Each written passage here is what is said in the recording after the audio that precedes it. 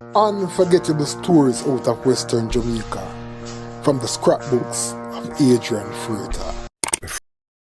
Collectively and individually, the Wailing Wailers, Bob Marley, Bunny Wailer and Peter Tosh represent arguably the most important cornerstone in Jamaica's music.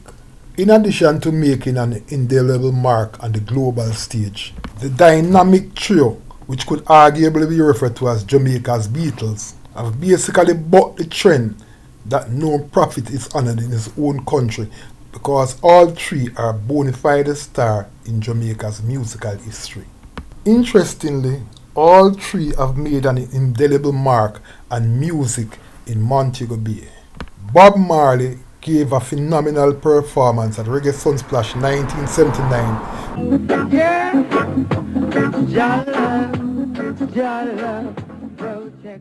when he not only lit up Jarrett Park with his phenomenal set, but he used the opportunity to introduce his musical children, the Melody Makers, Ziggy, Stephen, Sidela and Sharon, to the world. The firebrand Peter Tosh, who is from Belmont in the neighbouring parish of Westmoreland, has also made an indelible mark on Montego Bay's music. He played an exceptional set at the 1982 staging of the Jamaica World Music Festival, which was staged at the Bob Marley Entertainment Centre on the outskirts of Montego Bay. Herb is a part of my culture. Smoking herb is a sacrament, not a sacrilege.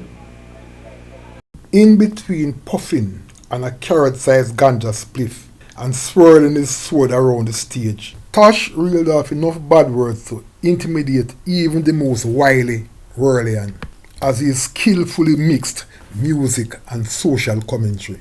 In his time, Bunny Wailer gave two amazing performances in Montego Bay. One at Reggae Sunsplash 1987, when he went on the stage at the crack of dawn and did not stop singing until the construction crew began dismantling the stage close to midday.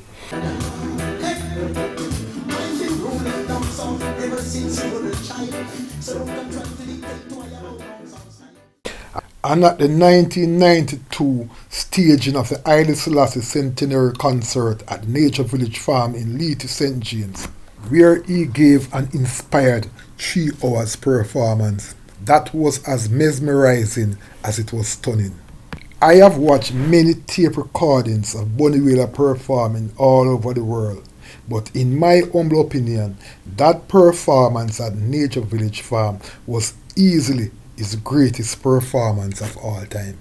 In this edition of Lest You Forget, I will be reliving that concert from a story I wrote for The Gleaner, which was published on July 30, 1992, under the headline, Bunny Wailer, the Toast of Rasta Centenary Concert. The story read as follows. Bunny Wailer, the sole surviving member of the legendary Wailers, left little doubt as to who is the most potent exponent of quality reggae music in Jamaica today when they delivered a 3-hour cultural masterpiece to bring the curtain down on the 2 days cultural festival staged at the Nature Village Farm to mark the centenary celebration of Haile Selassie. Bunny took the stage at 8:10 a.m. on Monday morning, and when he departed at 11 a.m. after sharing an encore with his nephew Andrew Tosh, who is also the son of the legendary Peter Tosh, the fans remain literally transfixed, marveling at the awesome power of the man and his music. Bunny, who was immaculately dressed in a white robe with gold trimmings, depicting the Lion of Judah and the Seal of David, opened his act chanting the Ethiopian national anthem. He then majestically rolled through a catalogue of Wailers music, spanning the entire era of the group. When Bunny rattled off hits such as Blackheart Man, Ballroom Floor and Gumption, the fans literally became his orchestra, singing and dancing along with him and greeting his frequent shout of Rastafari with shouts of their own. Even nature played a part in Bunny Wailer's performance, as the stage was constructed over the river, and when the band stopped playing, you could hear the water gushing below the stage. After acts that preceded Bunny Wailer, Michael Rose, who reeled off a string of hits from his days with Black Uhuru, Mystic Revealers, Junior Reid, Black Uhuru, and Andrew Tosh all sparkled with sizzling sets.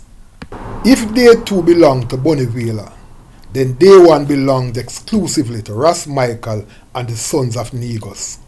The group, fresh off a world tour and performing in Jamaica for the first time in 6 years, was indeed a revelation.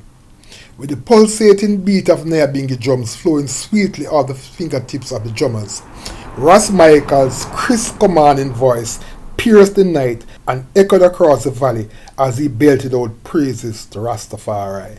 After belting out songs such as None of Jaja Children No Cry, Birds in the Treetop, and a medley of Bob Marley hit songs, Ras Michael had the fans firmly in his corner.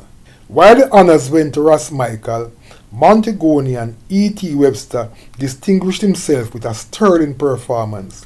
He had the audience singing and dancing along with him as he showed off his remarkable versatility, switching easily and comfortably from love ballads to reggae with songs such as Music is Life, Fire in My Soul, and Special Lady. In my time, I have seen many great performances, both locally and internationally. But that Bunny Wailer performance will always stay with me because it was an exceptional one, which makes it an unforgettable story out of Western Jamaica. Unforgettable stories out of Western Jamaica from the scrapbooks of Adrian Freighter. Before you go, please remember to subscribe.